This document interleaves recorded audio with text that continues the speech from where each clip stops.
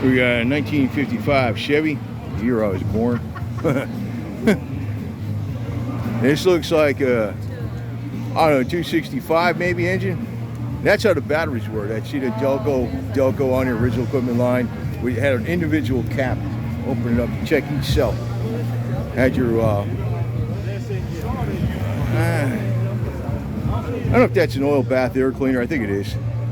I remember my 62 Chevy had an oil bath air cleaner on it, and the canister, the kind of like you had to change the oil filter, you change it with a cartridge inside. So this, you got single pot brake right there, right? So that's line brakes, you got no brakes.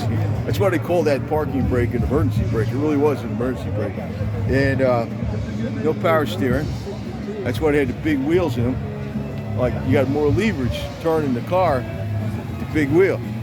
A lot of cars didn't have power steering stuff. You had that big wheel. And this is a very popular color. It was sometimes you'd have like a turquoise with a like a cream, kind of like an ivory cream color, almost like a tannish white. You'd see that, but you always see two-tone interiors that match. Nowadays you just got, you know, tan and gray. So, good old 55. And you got the V8 badges on there, that was the thing. Because not just a few years before this, Chevy only had a 6-cylinder.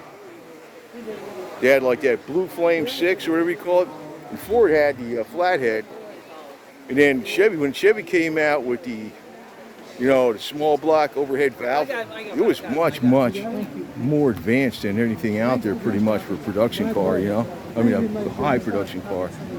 So, you notice you got the little, like Chevy emblems in there across the dash here, and that silver trim thing in there. You got your V8 right on the horn ring. And you got your vents down there, right? You can see your vents. Pull out, of course, your wing vent windows.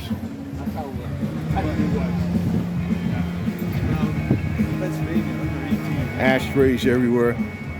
And you know, I actually kind of think that smoking probably was not as bad for you back then, because I read that the tobacco itself really isn't that bad. What it is all the other stuff they stick in the cigarettes, you know, to make them more addictive, basically.